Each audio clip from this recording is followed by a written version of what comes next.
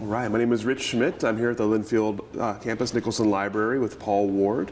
It's January 7th, 2020. Paul, thank you so much for being here today. We appreciate this. Not a far drive from Dallas. So tell us a little bit about your background before Linfield, where you grew up and kind of early life. I had kind of a unique growing up period because I went to 3 different high schools in 3 different states. Williston, North Dakota, Glasgow, Montana, and Newport, Oregon. So I only went to the same school 2 years in a row at one, and that was at Newport. Sure. And I also went to 2 different one-room country schools in North Dakota. And the last year I was in Montana, before I got to Oregon, it had gotten down to 57 below zero and never got above 34 for a week. So I was really glad to get to Oregon when I found out it didn't get that cold. And you're a 15-year-old high school kid, you have no idea what's what. So when I graduated from Newport High School, I was going to go to OCE. Mm-hmm.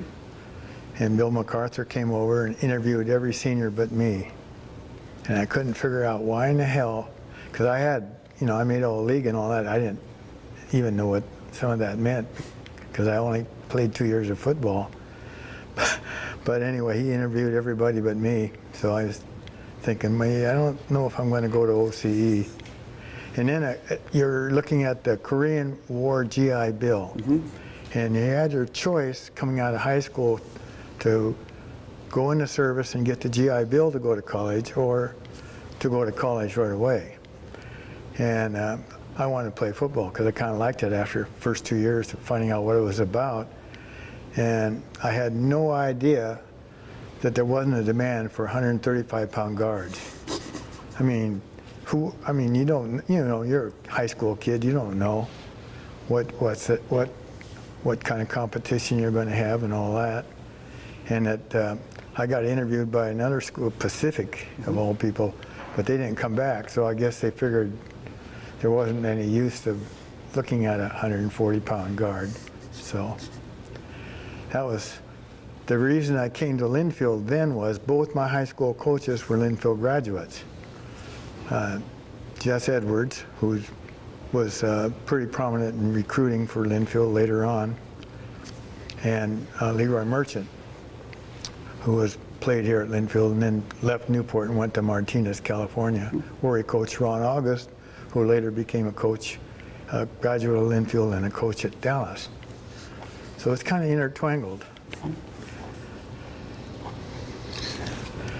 Tell me about your first impressions of Linfield and of Mcminnville.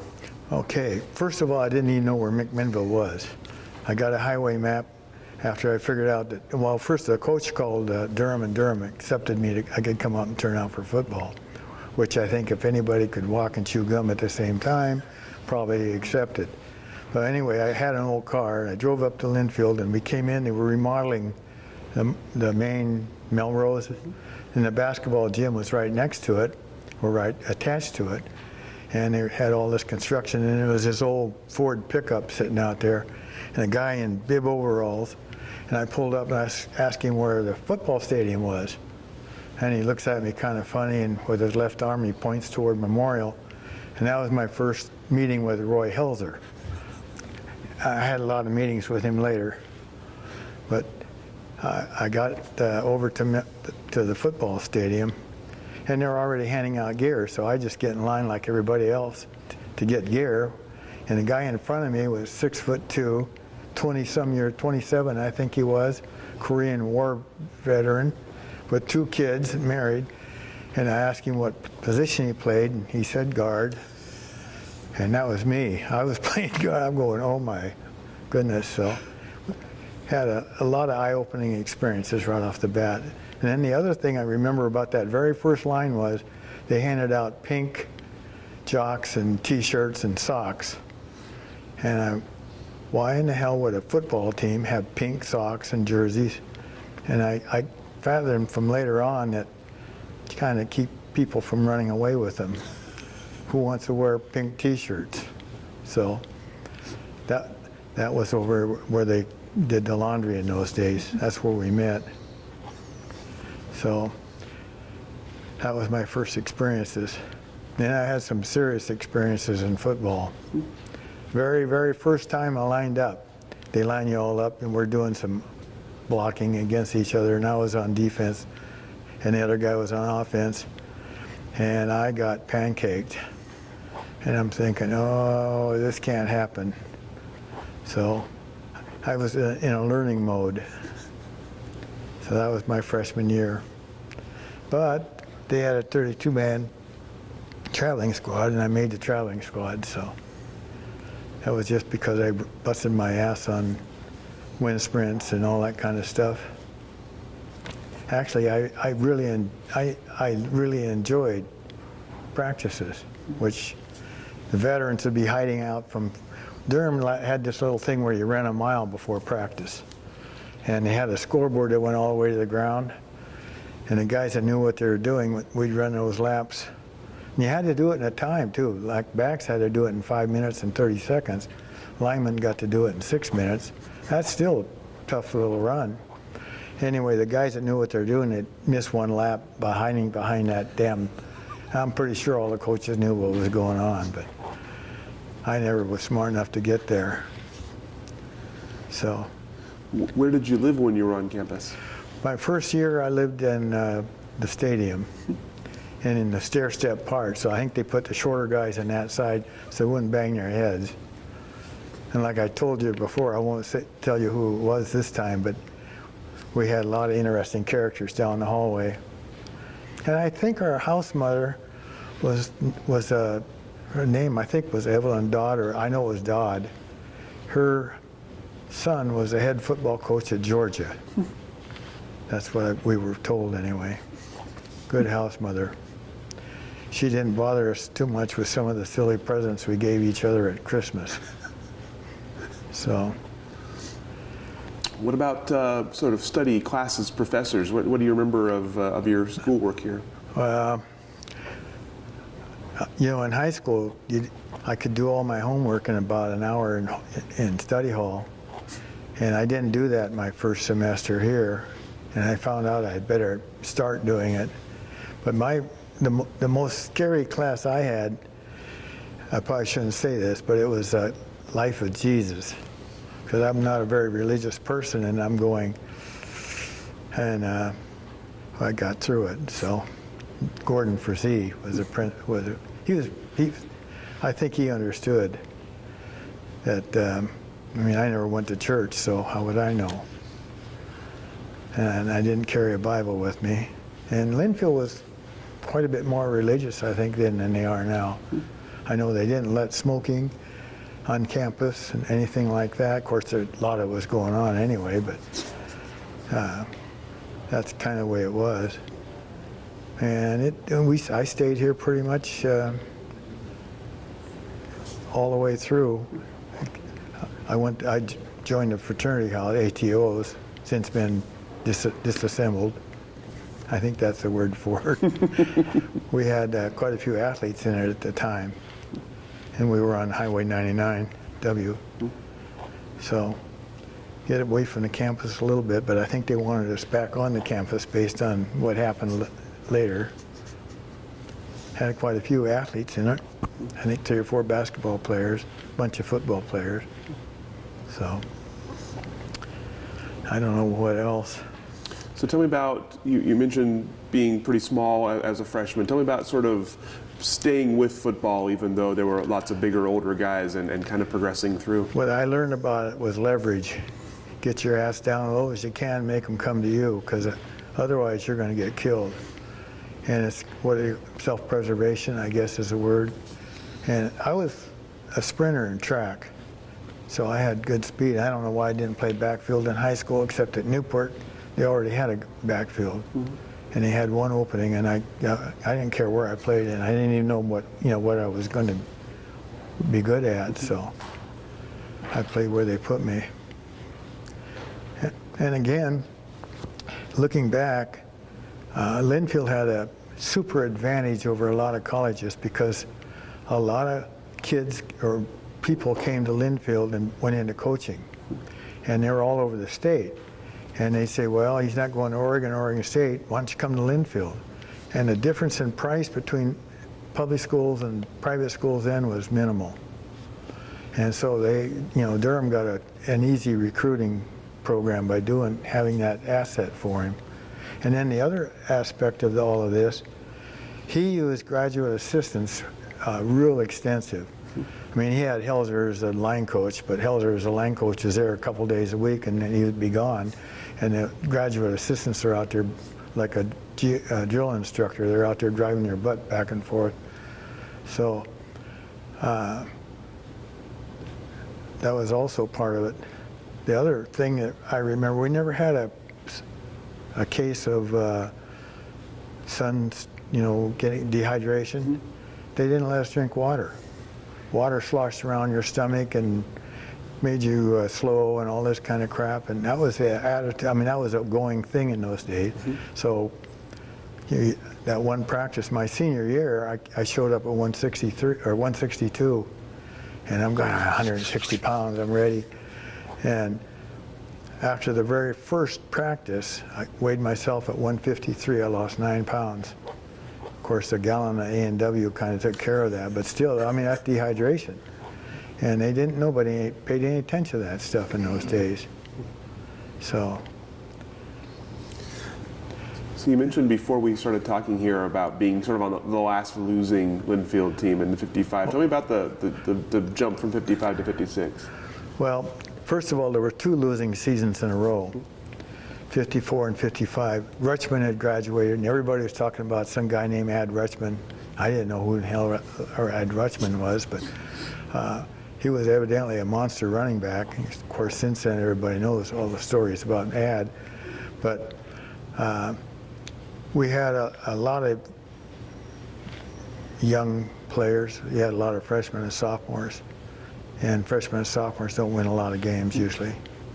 So 2 losing seasons in a row. And then 56 was 6 wins, 1 loss, and 2 ties, I think. And then 57 was 8 wins and 1 loss. And our only loss was Cal Poly. And Cal Poly was a larger team. I'm thinking that they probably scheduled it to get a little extra money for sports. Sort of like Portland State playing Oregon State nowadays. One of the teams we played, I remember, was Seattle Ramblers, semi-pro team. Mm-hmm. And Durham told us, now don't pay any attention to them at halftime.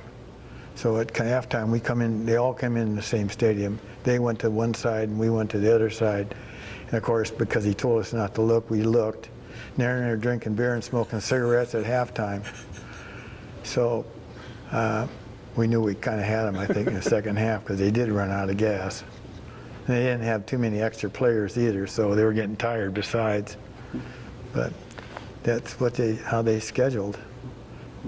And we flew, I think, to 1 league game, College, Idaho. Same thing happened with that one as happened with Cal Poly. You get in this DC-3 at the Mcminnville airport, and you have a full house. Plane was overloaded. They put the shoulder pads and all the gear in a van, and they sent it ahead of time to College at Caldwell. And we get on this airplane and take off, and it's the same thing. The airplane goes down the runway and bounces, and then bounces again, and 3rd or 4th bounce, it stays up in the air. And all that time, your white knuckles hanging on the seats, hoping the damn thing doesn't keep going on the ground. But it's a quick trip over there in the airplane, so the landing was pretty good. Taking off over there seemed to be better than here because we didn't bounce quite so much. But that was white knuckle takeoff for Linfield. So the 56 team won the league championship for the first time in a long time. They tied for the league championship that year. So what did that mean to be a part of that team? Well, everybody was, first of all, we had a winning season. That was we're getting kind of tired of looking at getting beat up. But Durham used those graduate assistants really well. And you got to remember, he was an athletic director, head football coach, co-basketball coach. I mean, he sang in a choir, did Mcminnville Daily Register as a sports editor. I don't know how in the hell he could, and then taught classes besides. I don't know how he could keep, ahead of things. He had 2 boys. Both of them ended up going to Linfield, Terry and Jeff.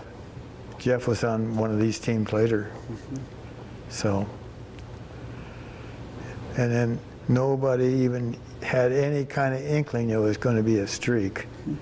Matter of fact, the streak kind of didn't come for about 15 or 20 years, and they started figuring out they hadn't had a losing season for a while. And they started adding that, and then Florida State did us a big favor last year because they managed to have a losing season, thanks to Willie.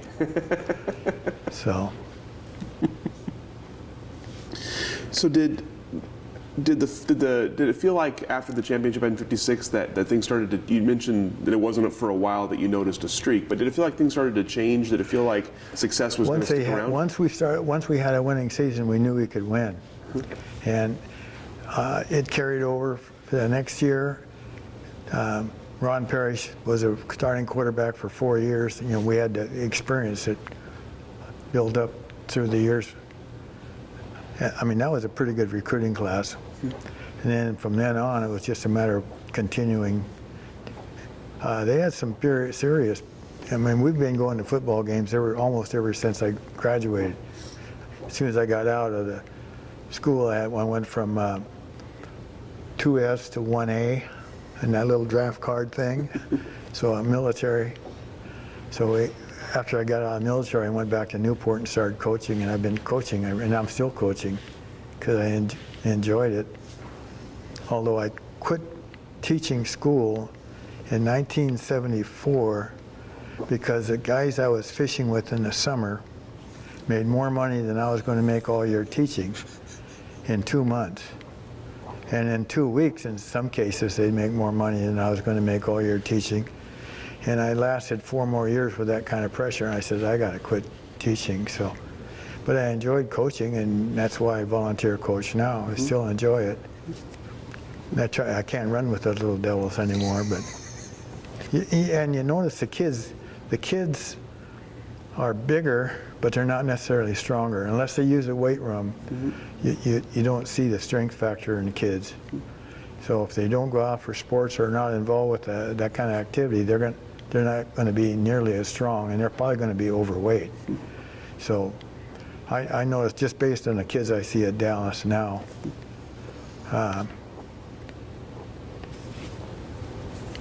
and of course, track kids are always better than they're more, activity orientated, and they're not quite as aggressive as football players. And I got a thing on that. We have a place at Triangle Lake, and we had the cross country team up there, and I had some kayaks, and they were doing a race out around a buoy and back, and all the kayaks went out around a buoy and back. Well, then later on we had a meeting with football players and senior football players, and they did the same kayak race, only nobody even made it to the first buoy. They banged each other, and I never had one sink, and all 3 of them sank. So, I mean, that's kind of the difference you see with the kind of kids that are playing football and the kind of kids that play cross country and run distances in track and field.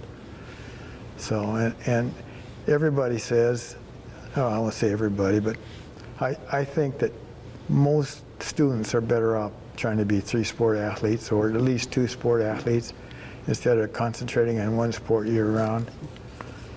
I don't know how Linfield recruits, but I know a lot of people talk about trying to recruit a 3-star or 4-star athlete that's a universal type athlete instead of just a specialist in one thing.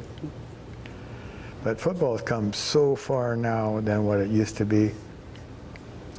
The technology, the kids that you see out here playing at Linfield obviously been through the weight room because they're not little punies. And that kind of dedication calls, I mean, that goes through everything they do. You work that hard in football, you're probably going to work that hard in whatever you do later on. And that, with me, when I quit teaching, I went fishing full time. I started out salmon fishing and ended up having shrimp boats. I brought 2 boats through the canal from Louisiana and Texas, 32 days and nights. So just a matter of making up your mind you're going to do it and then do it. So, but that was an infinitely better move money-wise, you know. So. You mentioned Coach Durham. Tell me a little bit more about him and about sort of what you learned from him. Well, Durham was probably the epitome of, I think, goodness in a sense. I don't think he could swear. He had a way of getting around swearing that didn't count as swearing. And he was reasonably good religious. And one of the things I noticed, we played OCE. I think it was at OCE, and we were behind 19-7 going into the 4th quarter. And Durham finally called this player named Umbarger, Dwight, to get in their offense. And of course, in those days, they were still playing both, you know, had offense and defense. So Dwight goes in, and he scores a touchdown. And he scored another touchdown, and we end up winning 20-19. And Durham said afterwards, I think I probably should have put Dwight in a little sooner. But Dwight wasn't your super solid citizen in the sense that he kind of stretched the borders a little bit. Everybody liked him, but he probably sat on the bench probably more because of that than because he wasn't a good enough football player. So he also picked people who were pretty nice, you know, people. And Dwight was married at the time with 2 kids too, and he kind of played around a little bit, so I'm sure Durham knew all about it. The other thing with Durham, he never blew up. You know, he was pretty much, dadgum would be about as hard as you'd hear him say when he was a little nervous about things. But I know he said afterwards, I should have probably put Dwight in a little sooner, and everybody else was going, yeah. Because they all knew what Dwight was, you know, how good a player he was too. So as you went into coaching, what did you take away from your time with Coach Durham? Well, for one thing, he didn't berate players. He didn't get after them, you know, pull them out of the game or pull them out and chew them out in front of everybody. You see, there's some coaches at Pacific University named Buckowitz, Frank, and I don't remember his brother's name, but they used a lot of 4-letter adjectives when they were talking to players. They had a hot temper. They had good football teams, but they were kind of the opposite of Durham. Durham never, as far as I know, ever really raised his voice and got after people. He let his assistants do it, though. Some of those guys were pretty hard on you. He had some really, you know, in a way, that's an ingenious way of developing as coaches first, because they're learning as assistants and they're doing Durham's system. And he doesn't have to pay a fortune for coaches because they're getting graduate assistants. And money was definitely a problem in those days, I think, at Linfield. I was part of my scholarship kind of thing. It wasn't really scholarship, but earning money was baseball manager for 2 years. And I learned an awful lot about Helzer and Roy. And one of the things that we did, or I did, when they broke a bat and it wasn't demolished, I'd open it up, put glue in it, squeeze it back together, put little brads in it, and wrap it with tape, and that was a JV bat. Saved money. Also had a crowd of kids. When they hit a fly ball, they were in those days, they played back toward the stadium. And out there where the big training room and facilities are, that was home plate kind of thing, and the railroad tracks. And when they had a fly ball, they go chase it down and bring it back for a dime. So I mean, this is saving money, you know. So, and we had a lady named Sharon Shepard. She's a Hall of Famer. Well, she'd go up in the weight room, and none of the guys would go up. And I mean, she could lift weights, believe me. And I was up there piddling around, and Coach Hal Smith comes up and puts me on a scale, and I weighed 148. He needed a 147 pounder because his 147 pounder got hurt in wrestling. And in 3 days we had a match, and the guy that was going to wrestle was like fourth in the regionals. And I found out 3 minutes was like 3 hours. I got mopped up, flopped around. And I also ended up coaching wrestling for a couple of years, but I didn't really want to. But the school district said we need somebody, so I did it. But then he wanted me to lose weight and go down to 137, and I was trying to gain weight, which brings me up to another point. In those days, you ate steak or meat, going to gain weight. So I had to deal with the market across the street from the ATO house. I get a 1 pound ribeye steak for 45 cents and a can of pork and beans for 10 cents. And I'd eat steak and beans, which turns out to be the Atkins diet. But I was going to do that to gain weight. And I didn't gain weight. And some of the other things, I cooked my own meals at the fraternity house. We always had the scavengers that go along. Oh yeah, we're going to get a little of there. So a couple of us went out and bought a couple cans of dog food, put it in a skillet, and it smelled, cooked it up. It smelled really good. And the scavenger came in. Dick Holliday, by the way, was one of them. And he helps himself to a little bit and looks around, nobody there, and he a little bit more, and it's pretty good. We come in, put the cans down, and he figured out he quit stealing our food. It's a good way to learn a lesson. I hope so. I know one thing, he was ready to kill us for a little while. We found out there was canned dog food he was eating. You mentioned staying with the football team after you graduated and following along. So tell me about your experience as an alum of the football program and watching the program grow. Oh man, first of all, the players they have are so doggone big anymore compared to our day. Vic Fox was an All-American at 210, Howard Morse All-American at 195, and those are the two guys ahead of me for 3 years. And nowadays, 195 is a running back. So and the tackles were like 230. It's just everybody's so much bigger and so much faster, and the technique, the basic defenses they use, we were, I think, super simple would be what you'd call it today, compared to what they did. And the other thing is communication. The filming of games, 8mm pushed, looks like a grainy kind of a fog. And if you can tell, you can kind of get lineups and stuff, but that's basically all you're going to get. And nowadays they got these damn cameras that can see their fingers twitching. So it's so much more sophisticated today than it was then. I know one thing, I'd never be a guard. I'd had to find something else to do.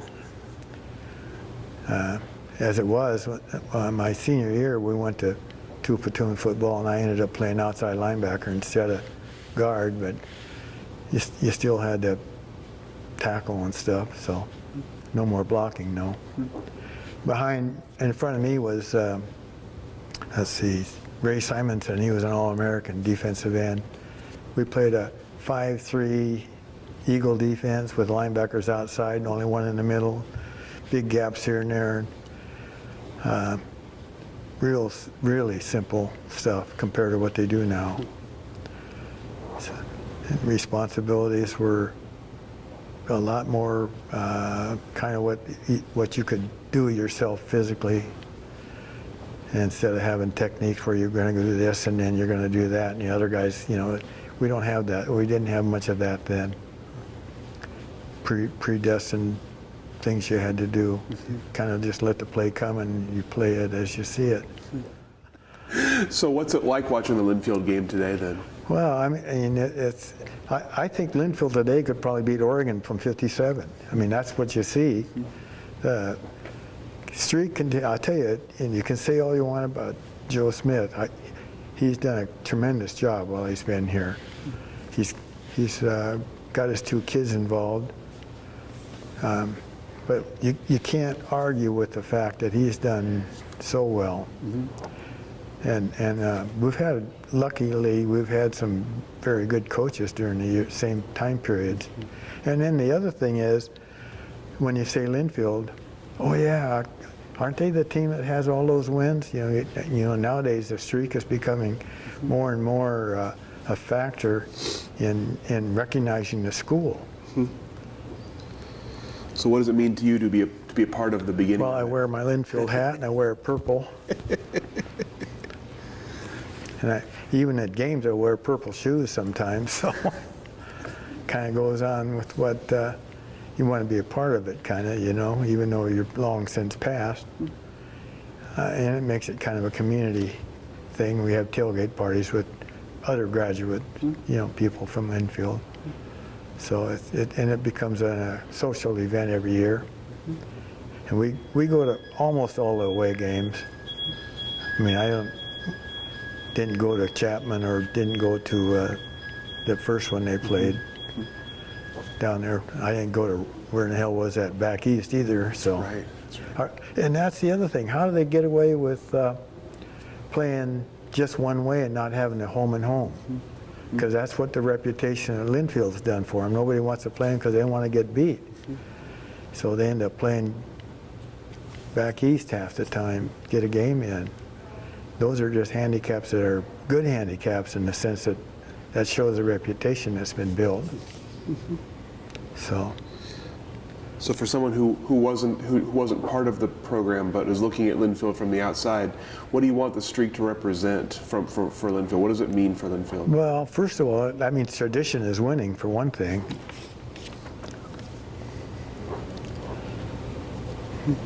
And you know, more people, and you can believe when you say the streak, they've seen enough publicity about it that they know what they're talking about now. And even though they didn't go to Linfield, they know, oh yeah, Linfield's pushing 60-some games, you know, so years in a row. And that, you know, I'm 61 is, what is it now, 63 or 4? Next year will be 65. It's 65. Yeah, see, and here I am, 65 years later, and I was there on the first one. To me, that just goes, you know, puts a connection to it. And so every year they go on, I don't know how much longer I'll be around, but I hope it's a while. I'd like to see him hit 75 or something, or maybe 80. That would be nice, but you never know. But it's a connection anyway. And then when they all run out on the field for previous years, you know, where you graduated, played football, come back, and that's kind of fun. Stick your hand out there and have them knock it off. Players coming out. But that's when I noticed how super big these guys are in comparison to what they used to be. Man, we had some big kids. See, Dean Castle was 6'5", 255, I think. Ran at 200, 220 in those days in like 22 seconds, 22.5. Fastest kid on the team, tight end. Transfer from Oregon. He was probably our biggest player that one year. Dean was, and his kid played, I think, for Oregon, so didn't come back to Linfield, but he was a heck of a big kid. I mean, he's the guy I'd run on the field first, but I'd be last. I'd go hide. Kind of send the intimidating guys out first, right? Yeah. But, you know, Drannon Hamby was also, I knew Drannon. Drannon was an egghead, a genius kind of egghead person. A very nice kid. And he was a 160-pounder or something, so I didn't feel too bad being as little as I was. But, you know, football is a game where you learn to deal with a little bit of pain anyway. And some of the big athletes had a pretty low pain threshold. And fortunately, we didn't have too many of those. They were pretty nasty here. So, but if I had to do it all over again, I'd gone back to Linfield, you know, from high school. Based on what I know now, I know I would have. So, Tell me about coming back to campus now and seeing what it looks like in 2020 and how different it is. I was lost trying to find these places out here. I mean, when Hewlett Packard gave all that property back over to Linfield, it doubled the size of the campus, and it tore down all those old married housing places they had, and so they were kind of eyesores anyway. Now they got all these new buildings. They're talking about building a larger addition to a memorial maybe sometime in the future. I hope they do catch up, because I mean the teams they're playing are all got 10,000 seat stadiums, or at least a lot of them do. The crew do. I watch those guys on the television thing and listen to them talk. You can tell they're not from Oregon or West Coast. They have their own little twang, but they have a hell of a football program too. So that's the kind of competition you got to compete with. And Linfield is one of the few in the Northwest Conference that can do it. Whitworth maybe, but since the Lutes have kind of stumbled a little bit, they used to be a pretty good rivalry. Willamette's gone. I don't know what happened to Willamette. I remember back in the day, they had the New York Giants practicing on their campus for a week. And nowadays, I don't think they let them on the campus. I don't know what's happened to Willamette. But anyway, that's football stuff. So you're obviously still involved with the college, because with coming to games and we don't miss a game. So tell me about that. You talked about the connection. Tell me a little bit about that connection going those years back and staying involved with the school for that long. Well, every year, and actually sometimes it kind of changes, because some the people we used to go with, now their kids have graduated and they don't come back quite as much. But the Barbers had Jason, and we have tailgates with them quite a bit, and then Fox's boy they come over. We have people from different eras actually with our tailgate. It's kind of fun meeting all those guys. They all have something in common. They either went to Linfield or their kids went to Linfield, and it's a social function besides. And running up and down the goddamn stadium, because we're up there in the end row, so which I like, because you see a better game up there for me. But it's also good exercise getting up there. And the stadiums, the crowd around us is the same, but it's a year older every year. And pretty soon there's going to be a vacancy here. Well, matter of fact, we got one vacancy next to us now. So it's like going to Arizona. You don't know who you're going to see the next year when you come back. So, but football, it's the sport and what it represents brings people together quite a bit. And I know playing sports, you learn to deal with the people around you, and you have to depend on people around you. So to be successful, you better be, know what's going on around you with the fellow athletes. So what do you hope for as you look to the future for Linfield and for the football team? What are your kind of hopes for the future? National championship. Well, of course. Yeah. What else? As one of the, two leagues on the West Coast that are D3, I still don't understand why OCE went D or Western went D2. Valdosta State in Georgia has 37 scholarships, and believe me, they use every one of them.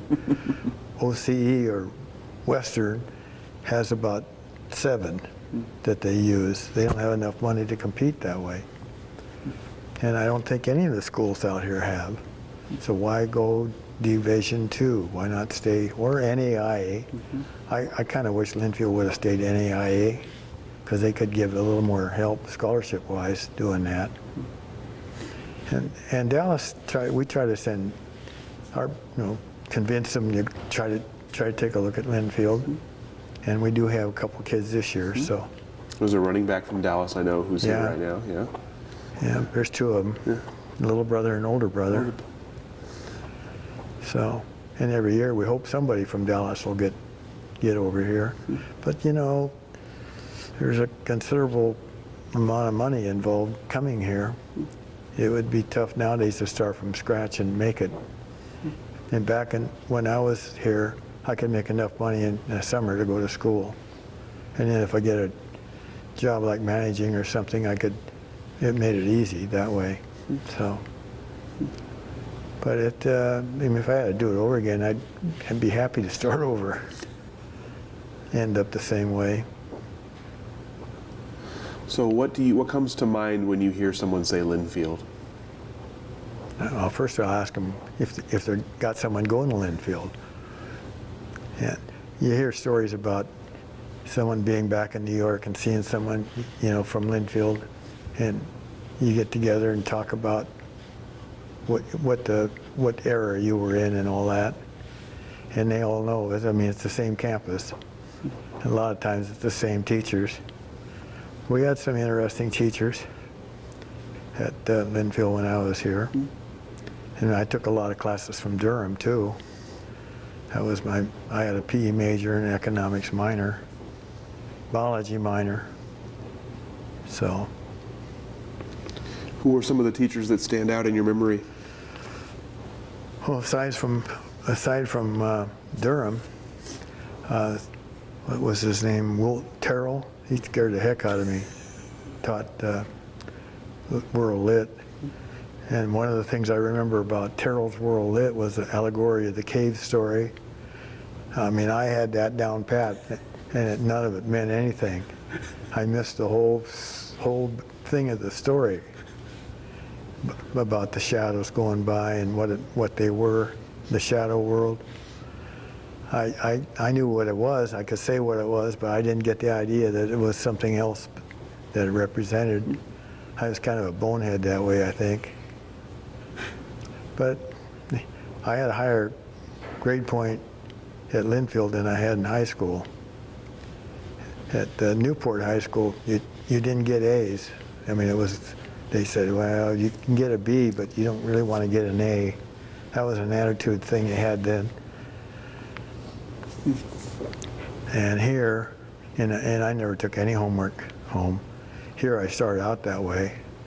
And I got a 2-3 or something at first grade point. And I figured I'd better start working at, well, otherwise why am I going to school? So took a little bit.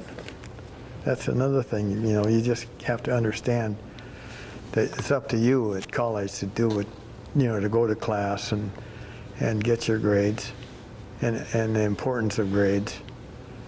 It doesn't mean you're a genius, it just means you know that you apply yourself to get the work done, and that's an ethic you build for use later on. You get used to doing that.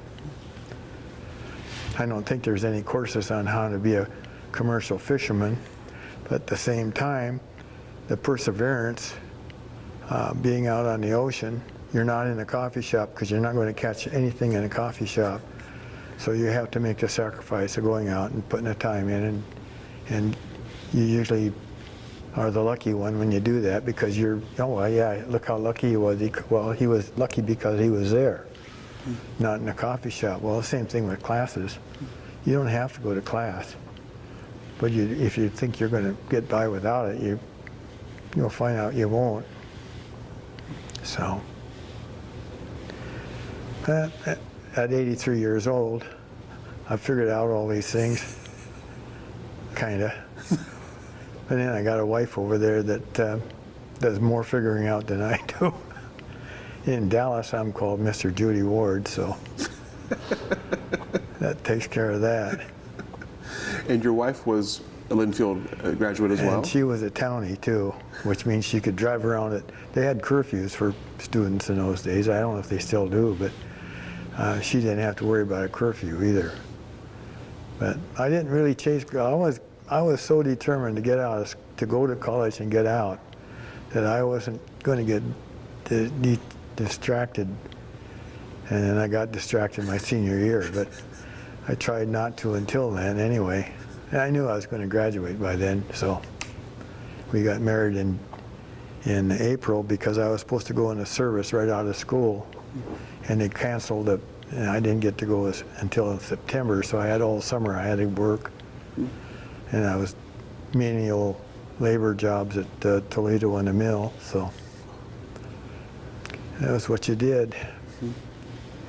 I had my mother's credit card and $3, I think, when we got married. Real rich. So, other than that, that's about all I can recollect. Excellent. Oh, I know one thing, we had some really dedicated players, you know, because Fox and Morris. And earlier they had Jess Thurman, one-handed center. He had no hand on the other side. Really? When he started at center, his little brother came to Linfield. He ended up coaching wrestling at Prineville, built a heck of a program. We had a lot of successful Linfield coaches. When you get a lot of them out, you know, out in coaching, there's going to be some success. And I think when you're looking at getting a job, especially then, you usually ended up coaching at a school that had Linfield graduates somewhere in administration. So when I went from Newport to Dallas, that tall guy at 6'2" with 27 and 2 kids was my principal. So it was, you know, the connections were kind of there. And as far as the streak, I can guarantee you in 1956 nobody had any idea there would be any kind of a streak. We were just happy to get through a season with a win. So, let alone having a winning streak beginning. Well, you really started something there, so. Well, somebody did. I was just hanging on in those days. I was just, you know, I was happy to be part of the 32-man traveling squad because I didn't start until I was a senior. I mean, that's still, I enjoyed every bit of it. I even liked running wind sprints. I don't know why, but I did for some reason. I like to beat people.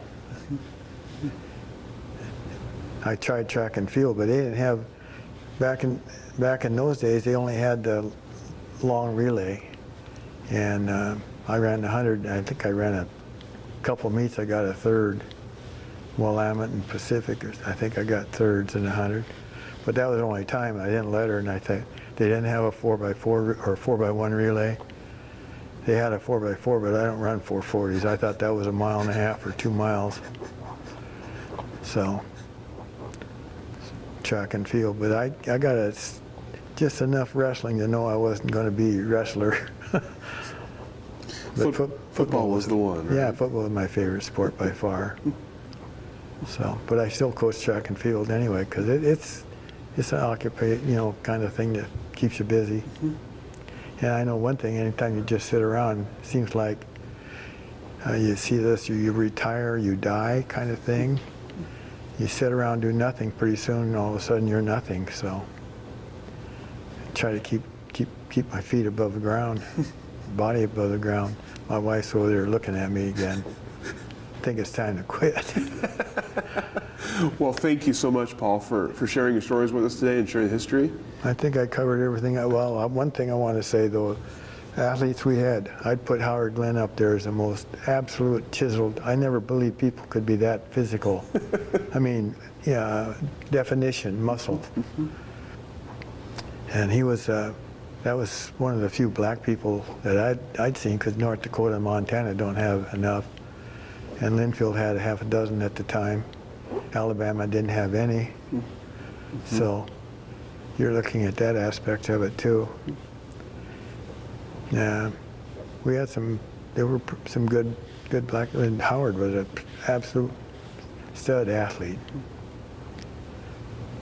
Kept saying he was going to take me to Portland and teach me some lessons, but never got there, so